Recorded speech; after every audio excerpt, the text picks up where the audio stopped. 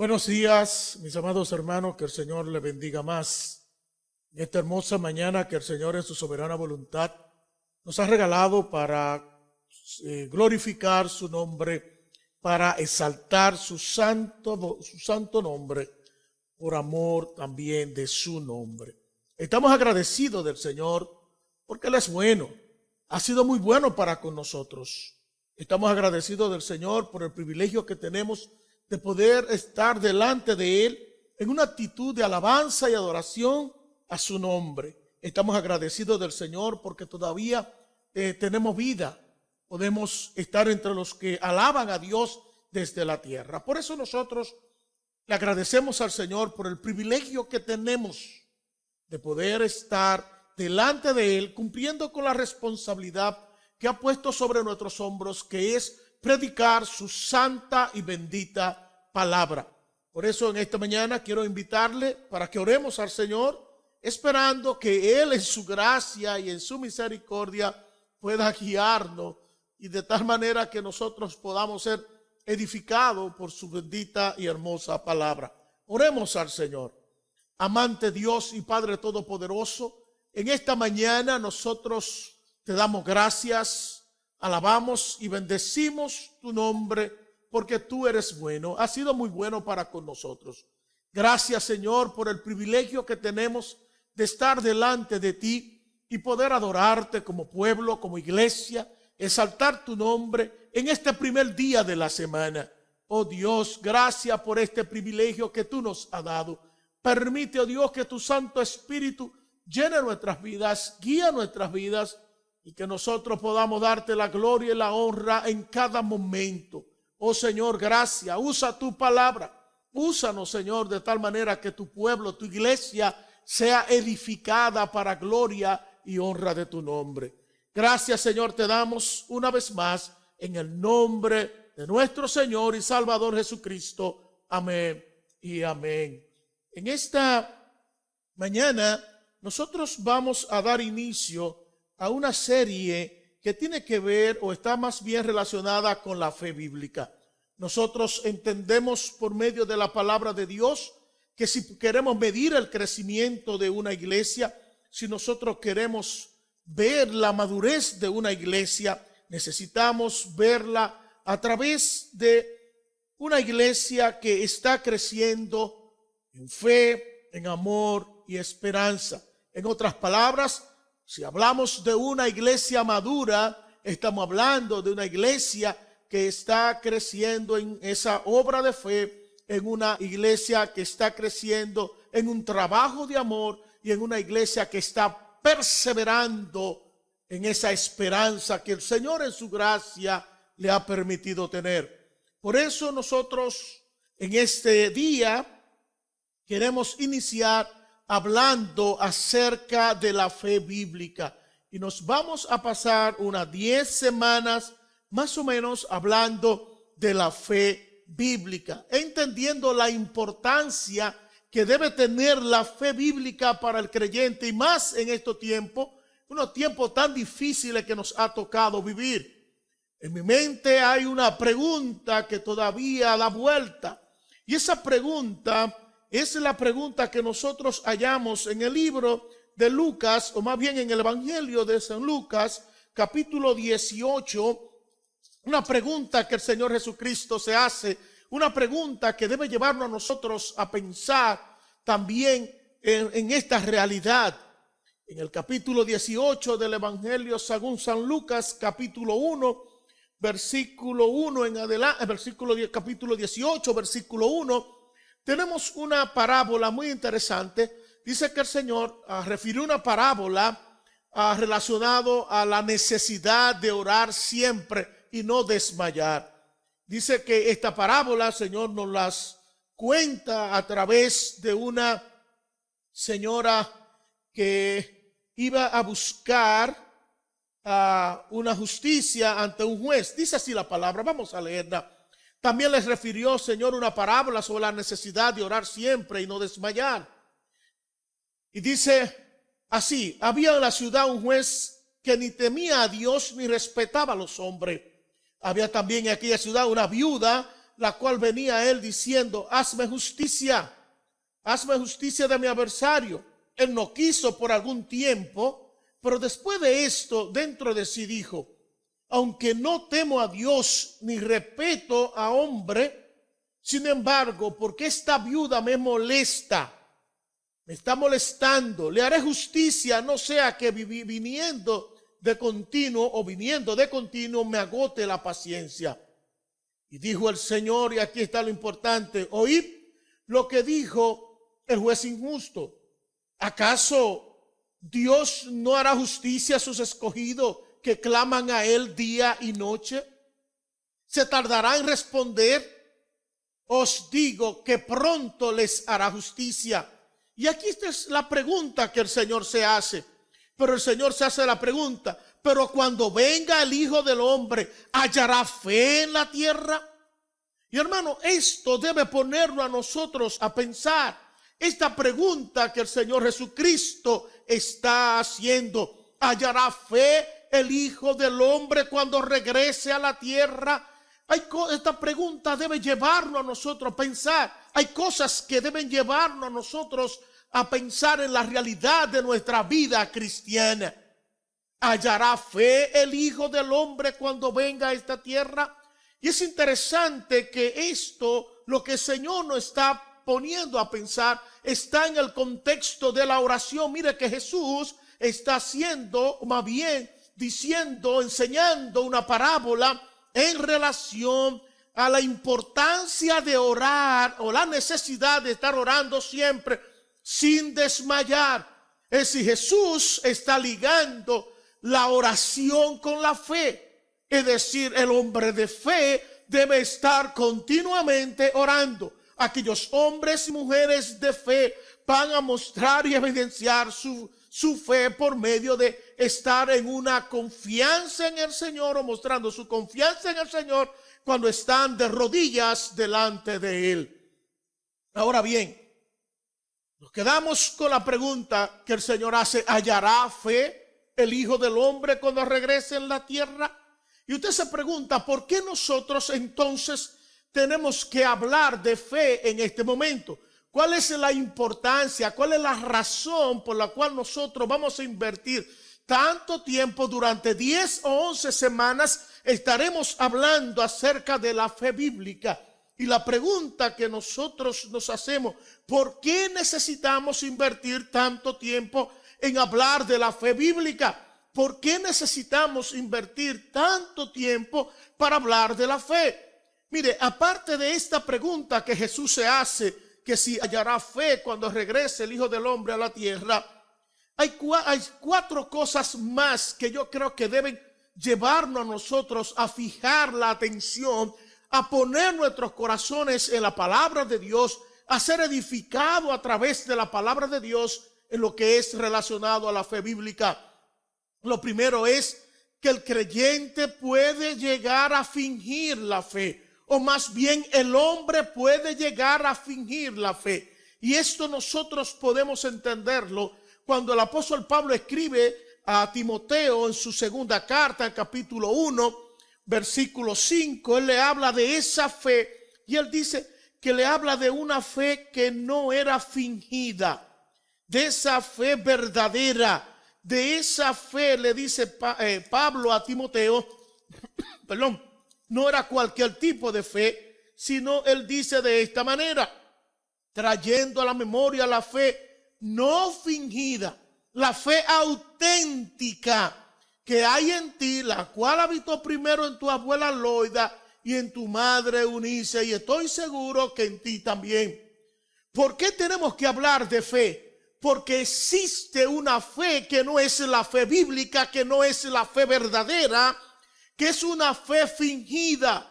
Y nosotros llegamos a la conclusión de que hay una fe fingida cuando llegamos a este punto que el apóstol Pablo dice que él trae a su mente, que él recuerda, que en medio de la oración puede recordar, cuando está día y noche delante de Dios, él puede recordar, traer a su memoria esa fe que hubo en la abuela de Timoteo, y una fe que no fue fingida, una fe real. Y esa fe, dice el apóstol Pablo, que vino pasando de generación en generación. una fe que su abuela la transmitió a su madre y su madre la transmitió también a Timoteo. Entonces hay una razón por la cual también nosotros tenemos que hablar de fe. Es que existe una fe que puede ser fingida. Otra cosa que nos lleva a pensar en la necesidad de hablar de la fe bíblica es, mis amados hermanos, que la fe puede ser negada. La fe puede ser negada. Cuando el apóstol Pablo escribe ahí mismo en Timoteo, en su segunda carta, capítulo 2, capítulo 4, versículo 10, el apóstol Pablo le dice en su caso y su despedida, dice de la siguiente manera: procura venir, versículo 9, pronto a verme. Y la razón es porque Demas me ha desamparado, amando más este mundo, se ha ido a los tesalónicos. Es decir, él está diciendo, Demas ha negado la fe. Él ha amado más este mundo. Él ha dejado a Jesucristo. Él ha dejado la fe de Jesucristo. Él ha dejado la fe en el Señor y ha amado más este mundo y se ha ido a Tesalónica. Dice, me ha desamparado, o más bien, él está diciendo que él estaba amando más la cosa del mundo, había dejado a su discipulador y está amando más la cosa, dejó a Pablo botado, pero el asunto es que dice que está amando más a este mundo, amando más a este mundo. Y cuando nosotros amamos más al mundo que al Señor, no estamos viviendo conforme a la fe. Pero también nosotros podemos ver en la primera carta a Timoteo, capítulo 5, el apóstol Pablo nos habla un poquito más claro acerca de negar la fe.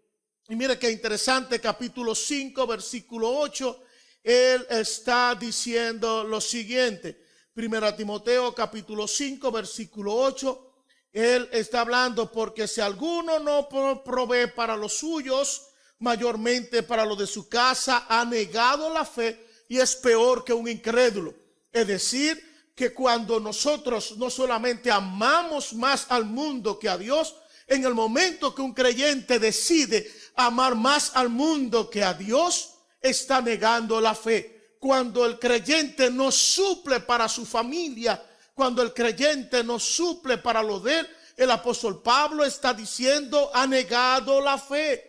Entonces, hermanos, tenemos que entender que hay una necesidad de hablar de la fe bíblica, porque muchas veces nosotros estamos negando la fe.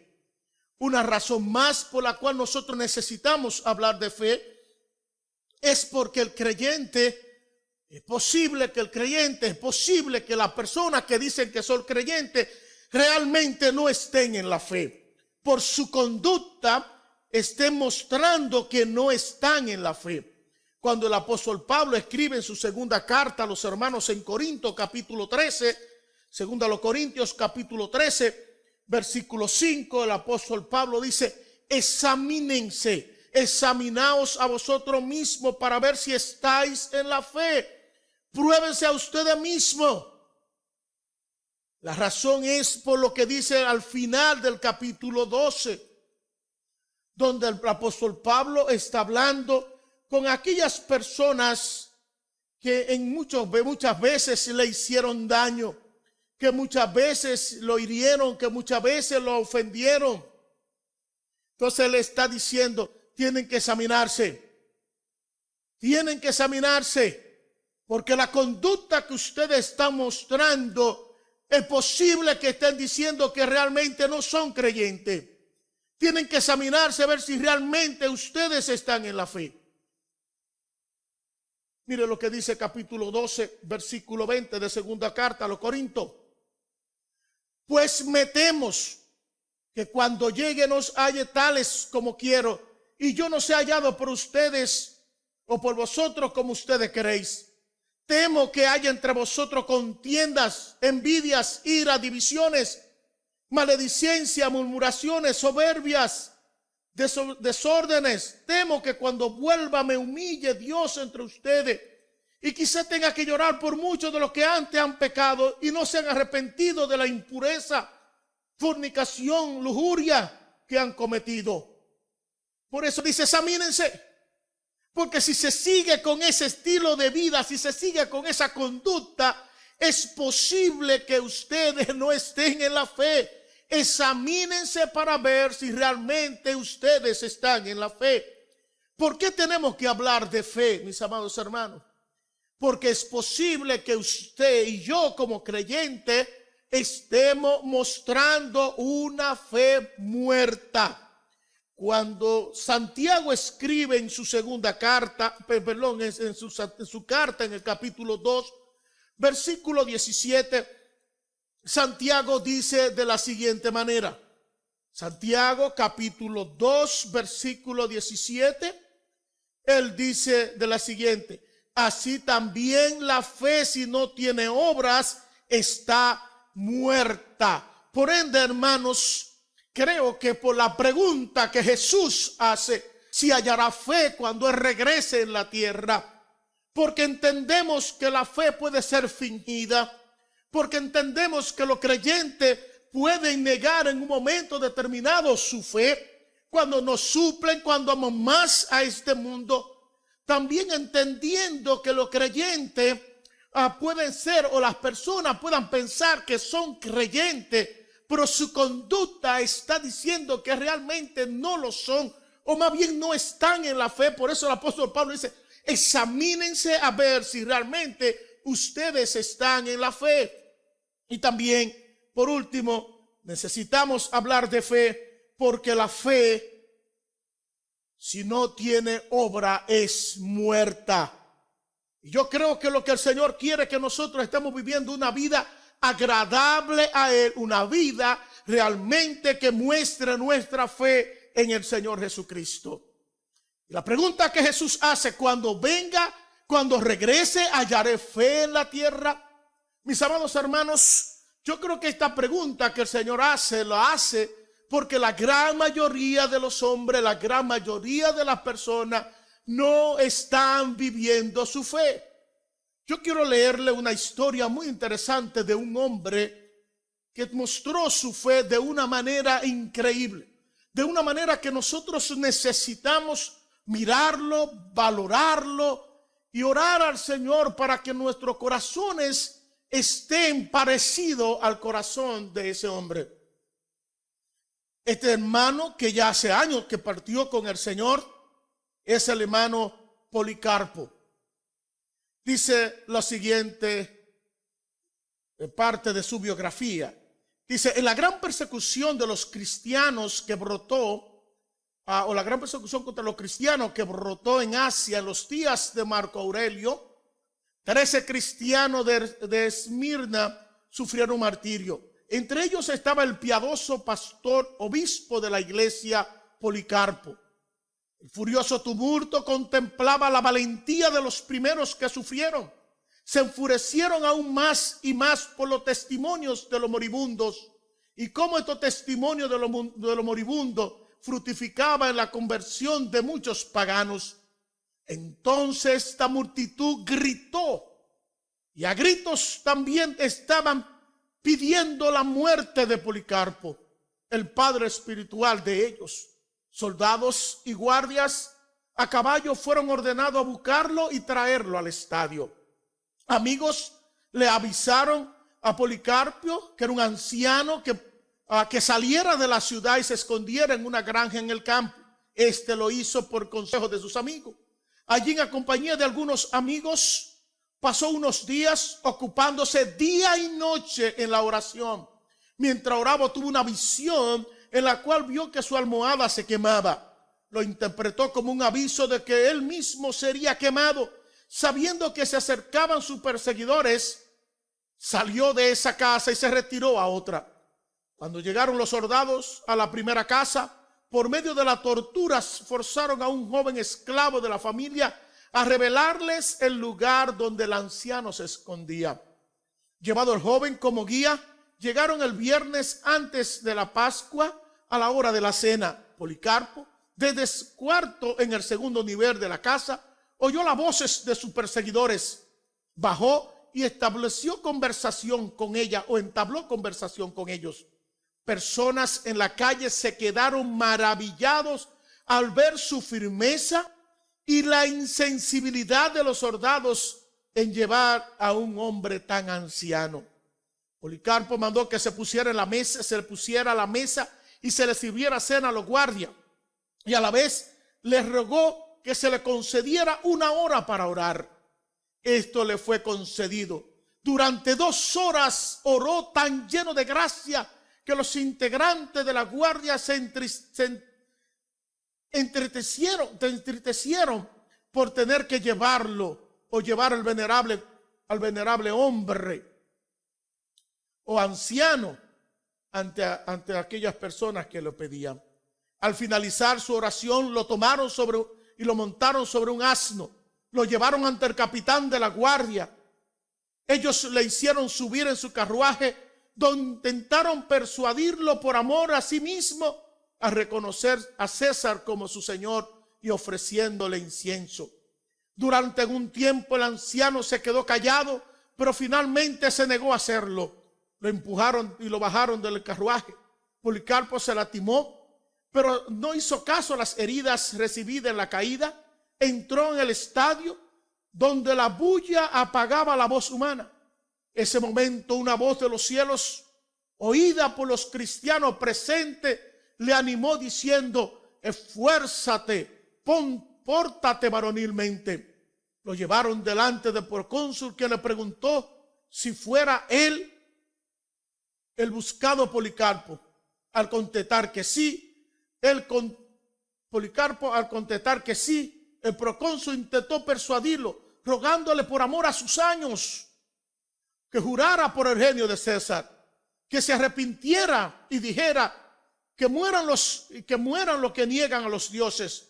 Policarpo, como con rostro solemne, contempló a la gran multitud de los espectadores y gimió con su rostro alzado a los cielos y dijo: que mueran los impíos. El procónsul, no satisfecho con eso insistió que jurara lealtad a César, ofreciéndole perdón si injuriaba a Cristo.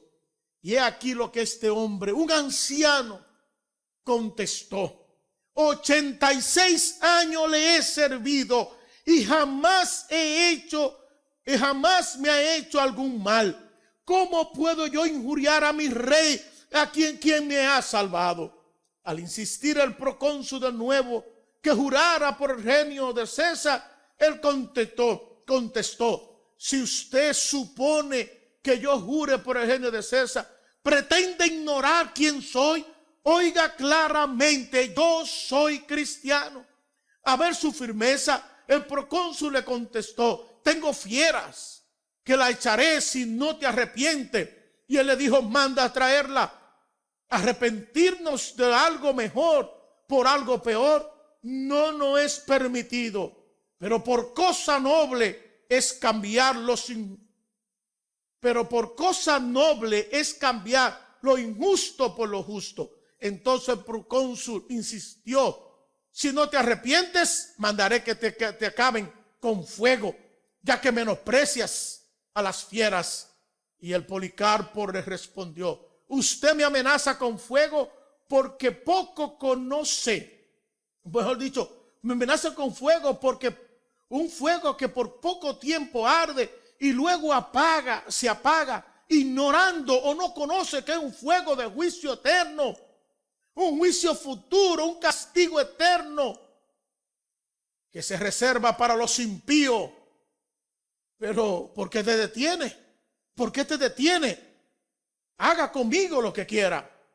Diciendo esto y mucho más, fue inspirado con valor y gozo mientras su rostro resplandecía. Y el procónsul quedó atónito. Mandó a pregonar 3 veces por todo el estadio: Policarpo que ha confesado ser cristiano. Y la multitud, compuesta tanto de judíos como de gentiles, pidió que le fuese suelto un león.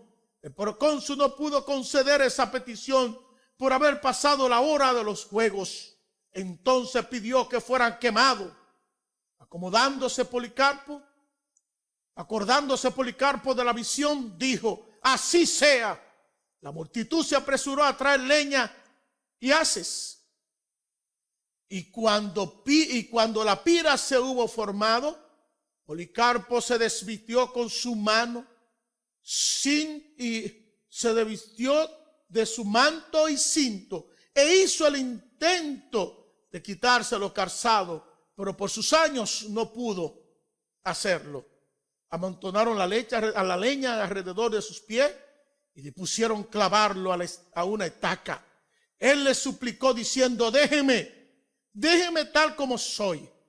El que me concede aguantar el fuego, me concederá estar de pie en la pira sin estar clavado. Así que no lo clavaron, sino que lo amarraron solamente.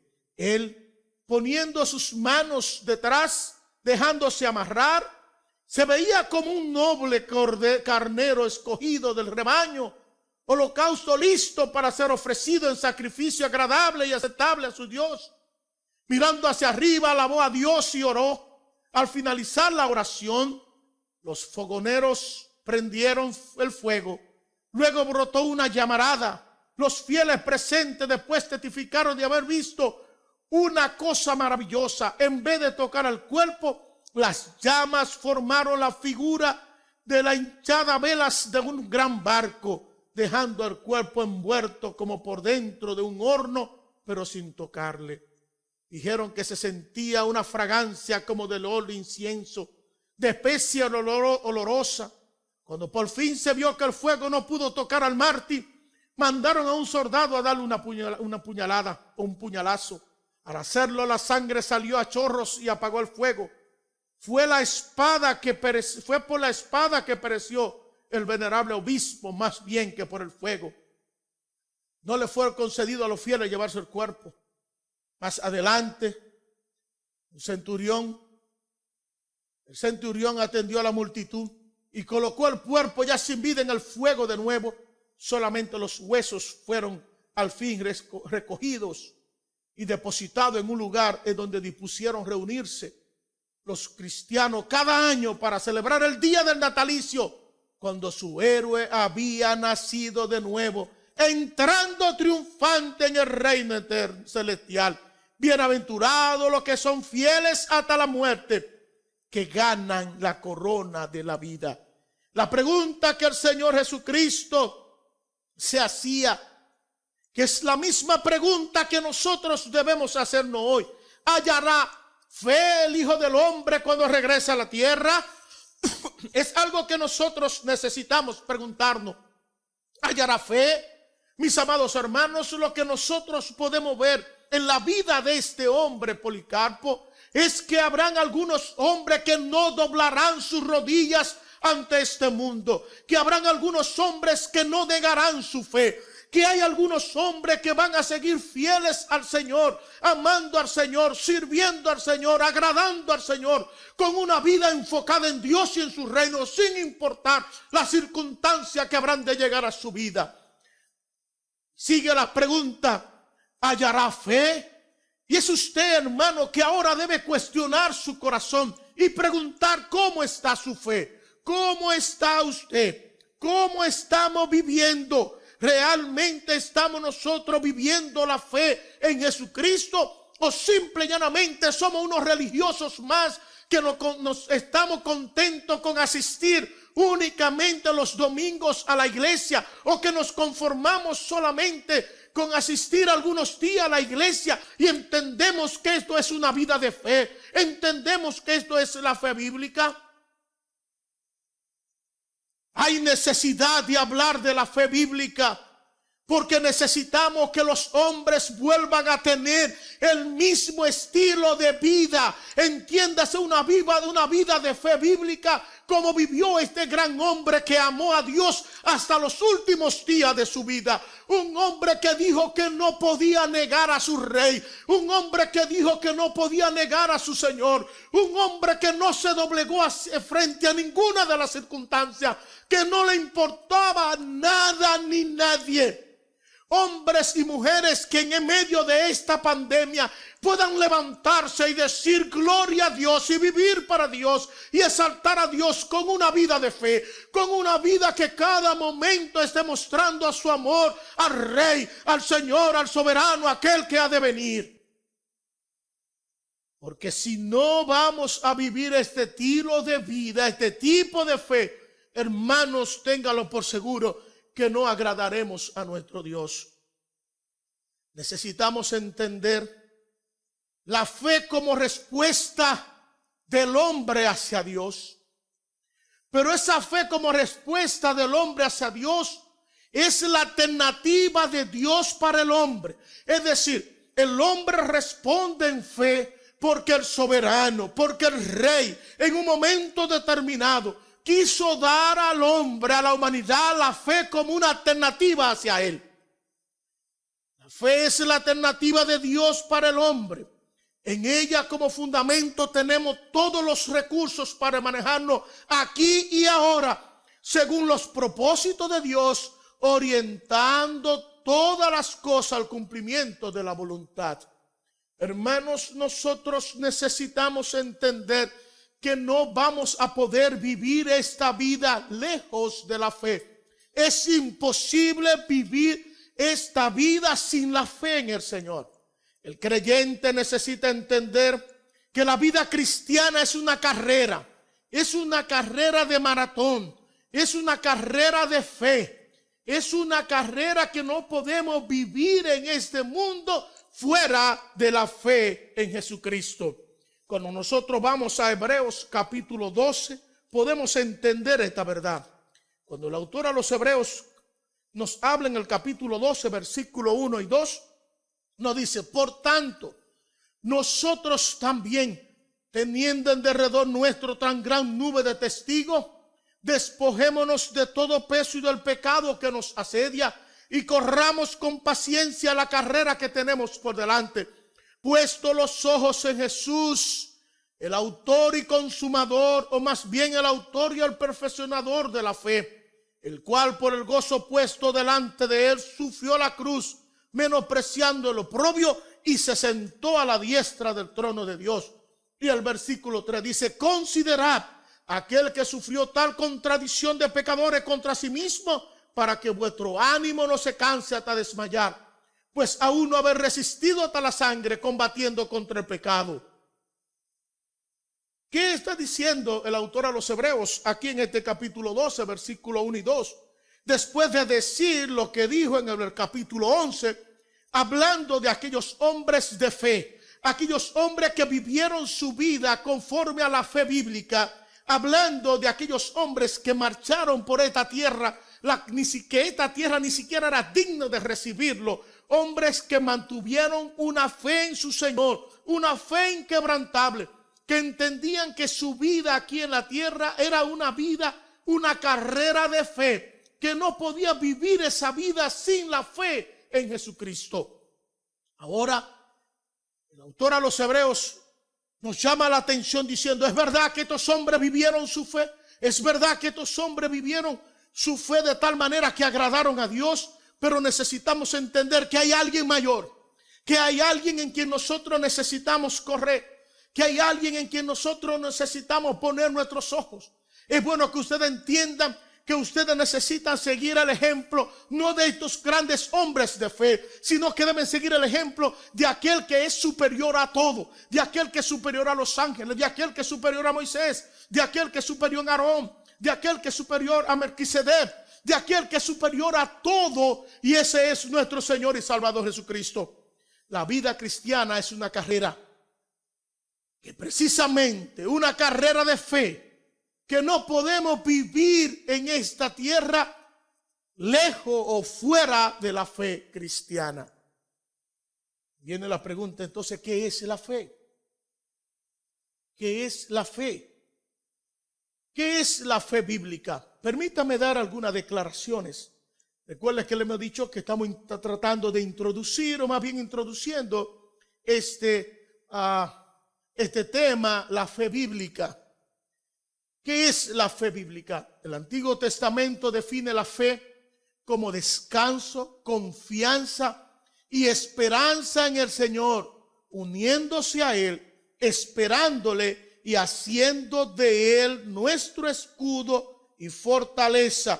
En otras palabras, refugiándonos en Él. La fe como descanso, como confianza, como esperanza en el Señor. Esa fe que nos lleva a unirnos, a esperarle, haciendo de Él nuestro escudo, nuestra fortaleza y nuestro refugio. Los salmistas y los profetas ven la fe de la siguiente manera. Presentan la fe como una resuelta confianza en Dios que salva a sus siervos de sus enemigos y que cumple el declarado propósito de bendecirles. Es decir, cuando en los salmos y en los profetas nosotros miramos la fe, nosotros vemos que la presentan como la resuelta confianza en Dios que salva a sus siervos y los salva de sus enemigos, y que Dios es fiel y en su fidelidad cumple el propósito de bendecirle. Es decir, que ya hemos visto que en las dos pequeñas definiciones que hemos dado está la palabra confianza y confianza en Dios. Para el evangelista Juan y para el apóstol Pablo, ellos ven la fe o tienen la fe y le dan un énfasis totalmente diferente. Para ellos, o ellos más bien ven la fe como confianza y entrega personal a Jesús, que nos lleva a la unión con el Señor y por lo tanto a la salvación, o más bien a la redención de nuestras almas, a vivir una vida reconciliada con el Señor. Cuando hablamos de la fe en el Evangelio de Juan y cuando hablamos de la fe para el apóstol Pablo, tiene que ver con confianza y entrega personal. Es decir, yo confío en el sacrificio, en la obra redentora de Jesucristo, pero al mismo tiempo vivo entregado para Él. Es decir, no solamente la fe es creer para entrar a la vida eterna, recibir la redención, sino que esa fe me lleva a mí a ser fiel, a vivir una vida de fidelidad al Señor. Nosotros podemos ver eso cuando el apóstol Pablo escribe en la carta a los Romanos capítulo 1, versículo 17. Y el apóstol Pablo nos enseña esto. Pues en el Evangelio, en Jesucristo, la justicia de Dios se revela, se da a conocer por medio de la fe, pero también se da a conocer para vivir por fe. Es decir, se revela por fe y para fe. En otras palabras, la justicia, entramos a la justicia de Dios por medio de la fe. Por medio de la fe recibimos la justicia de Dios, recibimos el regalo de Dios, recibimos a Jesucristo, recibimos el perdón de nuestro pecado, somos justificados por medio de la fe, pero al mismo tiempo estamos llamados a tener una vida de fidelidad, Señor. Estamos llamados a ser fieles, a tener una vida de fe. Es para fe, por fe y para mantenernos en fe, en una creencia, en una dependencia, en una confianza, en una entrega, en un vínculo perfecto con mi Señor y Salvador Jesucristo. El apóstol Pablo nos ayuda a entender esa verdad. En el libro de los Hebreos, o más bien a los Hebreos, la fe se presenta como la facultad de percibir la realidad del mundo invisible de Dios y de convertirlo en el objeto primordial de la propia vida o de nuestra propia vida, en contraposición al carácter transitorio y a menudo malo de la existencia de la humanidad actual. ¿Qué está diciendo? ¿Qué queremos decir con esto? El autor a los Hebreos nos presenta la fe como esa facultad de percibir la realidad del mundo invisible de Dios. Cuando vamos a Hebreos capítulo 11, que nos presenta lo que podríamos ver o lo que es equivalente a una definición, nosotros vemos que el autor a los Hebreos dice: es pues la fe la certeza de lo que se espera y la convicción de lo que no se ve. Por eso hablamos de que nos faculta para percibir la realidad de lo que no se ve, de lo invisible de Dios, de su gracia, de su amor, de su bondad y de los privilegios que tendremos en Él. Por eso, el autor a los Hebreos, a presentarnos aquí, en este capítulo 11, versículo 1, nos lleva a entender lo siguiente. Dice que la fe en el Señor, la fe en Jesucristo, lo que hace que nos lleva a nosotros a entender una realidad importante, que lo eterno es más importante que lo temporal, que lo que no se ve es más importante que lo que se ve, que por la fe yo puedo vivir viendo aún lo que no se ve. En otras palabras, me faculta la fe, me da la capacidad de poder percibir como real y poder ver lo que no se ve y de poder tener lo que aún no he tenido o lo que no podemos tener ahora. El autor a los Hebreos nos presenta algo que equivale a una definición de fe, y esta afirmación implica tanto el carácter transitorio como el carácter escatológico de las bendiciones divinas. Es decir, que el creyente está entre dos realidades. En la realidad presente, que es una realidad que muchas personas han tomado, una realidad en la cual el hombre se ha envuelto y se ha alejado de Dios, o está la otra puerta, que es la realidad futura, lo que no se ve, lo eterno, lo invisible de Dios, que es lo que el creyente, o la forma como el creyente debe vivir, entendiendo que si decidimos mirar y quedarnos con las cosas de ahora, con las cosas que vemos, es posible que la maldad de este mundo, que lo malo, que los problemas, que las dificultades que vengan a la vida paralicen nuestras vidas y paralicen nuestra fe. En otras palabras, la fe es lo que hace real para el creyente el mundo invisible de Dios. Hermanos, como veíamos en Policarpo, la vida de fe del creyente, un hombre de fe, no considera el mundo visible de la experiencia humana, no lo considera como el valor último. Es decir, lo que nosotros tenemos y vivimos ahora, lo que vemos, lo que podemos percibir aquí no es lo último.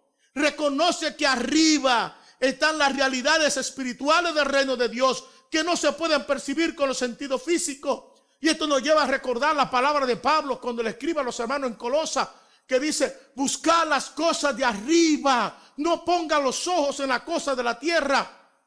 La fe, hermano, la fe bíblica nos lleva a pensar en lo que está allá, en lo que Dios tiene reservado. Nos lleva a vivir aquí y ahora pensando en el futuro. Nos lleva a pensar en la realidad de que un día estaremos eternamente con el Señor. La fe bíblica me lleva a mí a entender que no importan los obstáculos, los problemas. Un día el Señor mismo secará mis lágrimas, se acabarán los problemas, se acabarán los dolores, se acabarán las dificultades y estaremos por toda la eternidad con Él. Y esa esperanza escatológica me permite a mí transitar por la vida sin que estas cosas detengan mi vida, sin que en esta cosa paren mi vida.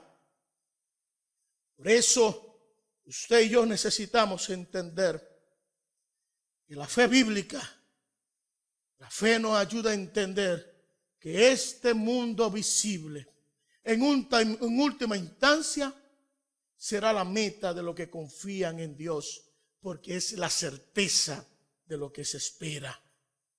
Por la fe, y esa fe bíblica me va a ayudar a entender, mi hermano, que un día el mundo invisible se convertirá en realidad visible. La Jerusalén celestial descenderá de los cielos, descenderá a los hombres. Apocalipsis capítulo 21, versículo 10 y 11. Capítulo 11 de los Hebreos podemos ver que los que tuvieron fe miraron más allá. La fe bíblica nos lleva a mirar más allá de las situaciones inmediatas de la historia. Me llevan a mirar, mis amados hermanos, en la promesa de Dios. Y lo más terrible es que los hombres, los creyentes de hoy, lo vemos confiando en las cosas de aquí, en las cosas que se ven, en las cosas que ellos pueden percibir. Vemos a los creyentes invertir su vida en su trabajo, en su fama, en tener grandeza, en tener popularidad, en tener las cosas de este mundo, y su mundo es lo que ellos perciben aquí y ahora, y su fe no le alcanza para mirar el futuro, para mirar que un día estaremos por toda la eternidad con Dios. Y la gran mayoría de creyentes, como puesto los ojos en las cosas de aquí, lo único que pasa, lo único que sucede en su vida es que cuando las cosas vienen mal, lo primero que hacen es que se alejan de la fe, se alejan de la iglesia, abandonan al Señor y se mantienen enfocados en las cosas que ellos tienen y en las cosas que quieren percibir. Hermanos, los hombres de fe como Policarpo, los hombres de fe que nosotros vimos en Hebreos, fueron hombres que miraron más allá de este presente, fueron hombres que miraron más allá de las situaciones inmediatas de la historia, fueron hombres que miraron más allá que el COVID-19, fueron hombres que miraron más allá de los problemas económicos, fueron hombres que miraron en la eternidad, en estar un día por todo el tiempo con su Rey Redentor. Pero asimismo, cuando los hombres deciden no vivir su fe, el pueblo, el hombre sucumbe. El pueblo no puede ver más allá de las situaciones inmediatas de la historia. No tienen nada de qué aferrarse. Se hunden, abandonan, huyen, se van. Cuando el autor a los Hebreos nos presenta esto en el capítulo 2, capítulo 4, versículo 2, nos muestra esta realidad. Cuando él dice, también a nosotros se nos ha anunciado la buena nueva como a ellos, pero a ellos nada les sirvió por haber oído la palabra. Nada les sirvió haber oído la palabra por no ir acompañada de fe en lo que la oyeron. Cuando el creyente vive sin la fe bíblica, cuando el creyente no puede tener esa confianza en el Señor, en el Redentor de su vida, cuando no podemos tener la fe como la confianza, como el descanso, como la esperanza, cuando el creyente necesita otras cosas de este mundo, lamentablemente lo que va a hacer es sucumbir, va a abandonar y va a huir.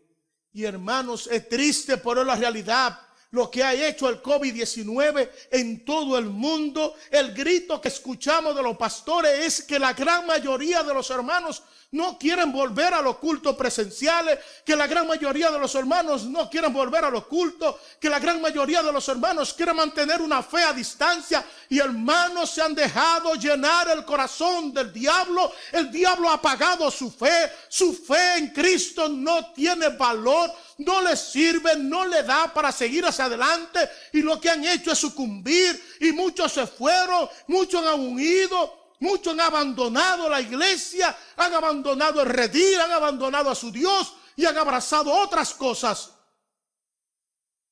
Lamentablemente han sucumbido, lamentablemente han huido, se han ido, sucumben. Mis amados hermanos, quiero terminar diciéndole en esta mañana, la fe, esa fe bíblica lo que hace es facultarme a vivir agradando al Señor, sin importar las condiciones en las que nos ha tocado vivir, por tener los ojos puestos en el porvenir, en el cumplimiento de las promesas de Dios. Y si usted quiere entender eso, tiene que estudiar, o vamos a estudiar juntos el capítulo 11 a los Hebreos, y se dará cuenta que aquellos hombres, muchos pasaron por diversas dificultades. Algunos, dice el autor a los Hebreos, que recibieron por la fe sus muertos con vida. Otros fueron aserrados, otros murieron, pero pudieron soportar y esperar y seguir hacia adelante. ¿Sabe por qué? Porque la fe en Jesucristo, esa fe bíblica, fue una fe que los facultó a vivir agradando al Señor sin importar las condiciones en las que nos tocó vivir. Todo eso porque tenían los ojos puestos en el Señor Jesucristo. Ahora podemos entender la pregunta del Señor: ¿hallará fe el Hijo de Dios cuando regrese a la tierra? ¿Hallará fe? ¿Hallará confianza? ¿Hallará hombres y mujeres que decidan vivir para Él sin importar si tienen que dar su vida como un sacrificio, como Policarpo, que tuvo que morir por causa de Cristo. Hermano, esto es fe. Este hombre con 86 años, un hombre que le sirvió a Dios, su fe se mostró no solamente por la valentía, sino por pasarse todo el tiempo de rodillas. Él creía en aquel que lo había salvado, él confiaba en aquel que fue a la cruz, él sabía que su Redentor vivía y que nada ni nadie podía separarlo de su Señor. Este hombre no tuvo miedo, este hombre no vaciló frente a la muerte. Cuando se le amenazó, se mantuvo firme en su fe y dijo que no iba a negar a su rey Señor, porque en 86 años él reconoció que su rey, que su Señor no le había hecho nada malo. Hermanos, si nosotros queremos vivir para la gloria de Dios, si nosotros queremos ser portadores de la gloria de Dios, si nosotros queremos realmente alabar a Dios de corazón, la fe tiene que facultarnos a vivir agradando al Señor, sin importar las condiciones que nos toque vivir, sin importar los problemas de salud, sin importar los problemas económicos, sin importar las situaciones por las que pasemos. Mi fe debe llevarnos a tener los ojos puestos en el porvenir y en el cumplimiento de las promesas de Dios. La fe bíblica nos va a facultar para vivir para Dios. Recuerde, hermanos míos, recuerde, la fe como respuesta de Dios es la alternativa para el hombre. Es decir, la fe no nace del hombre. La fe es la alternativa que Dios tiene para la humanidad. ¿Por qué? Porque en ella como fundamento tenemos todos los recursos para mantenernos aquí ahora según los propósitos de Dios, orientando todas las cosas en el cumplimiento de la voluntad. No podemos vivir la vida cristiana sin la fe en Jesucristo, sin estar confiando en aquel que fue a la cruz, que estuvo muerto, que al tercer día se levantó de entre los muertos, que se ha sentado a la diestra del Padre y que intercede por nosotros. Si queremos agradar a Dios, si queremos vivir para Dios, necesitamos vivir una vida de fe, una vida de confianza y de entrega a aquel que es el Señor y el Rey de nuestras vidas. Solo así podemos agradarle. Y recuerde que estamos hablando de fe, porque hay fe que son fingidas. Recuerde que tenemos que hablar de fe, porque muchos han negado la fe. Recuerde que estamos hablando de fe, porque muchos creyentes tienen fe muerta. Y recuerden que estamos hablando de fe, porque hay muchas personas que creen que están en la fe. Y Pablo dice, tienen que examinarse, para ver si están en la fe, porque su conducta, su forma de vivir, no muestra que están en la fe de Jesucristo. Terminamos con la pregunta del Señor: ¿hallará fe el Hijo de Dios cuando regrese? Juzgue usted, ¿hallará fe? Si una simple pandemia nos tiene a los creyentes de rodillas ante ella, temblando, muertos de pánico, el Señor se hace la pregunta: ¿hallaré fe? No fue lo mismo con Policarpo. Policarpo, frente a la muerte, dio un testimonio de que su fe era inquebrantable al Rey, al soberano y a aquel que lo había salvado. Que Dios tenga misericordia de nosotros, nos ayude a desarrollar y a crecer en la fe bíblica para gloria y honra de su nombre. Que Dios te bendiga. Padre, gracias te damos por este día. Permite, Señor, sea tu voluntad, que la próxima semana podamos continuar hablando de esta fe bíblica, de la importancia del creyente vivir la fe bíblica. Hemos visto la importancia de la fe bíblica. Hemos visto lo que significa la fe bíblica. Hemos visto también que estamos viviendo una vida que no podemos vivir sin esa fe bíblica, porque si no vivimos conforme a esa fe bíblica, la palabra tuya dice que es imposible que nosotros te agrademos. Padre, queremos agradarte, y para agradarte necesitamos examinar nuestros corazones y ver si nuestra fe es fingida, y ver si estamos en la fe, y ver si hemos negado la fe.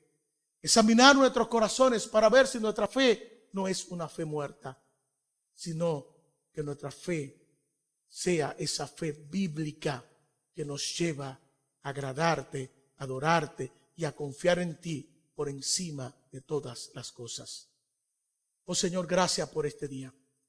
Permite que tu palabra nos ayude a pensar y a cuestionarnos si el Señor hallará fe en nuestros corazones o cuando Él venga o cuando nosotros tengamos que partir de esta tierra. Ayúdanos, Señor, y perdónanos por nuestra falta de fe. Nos atrevemos a decir como los discípulos, ayúdanos en la incredulidad. En Cristo Jesús rogamos estas cosas. Amén y amén. Que Dios te bendiga, hermano.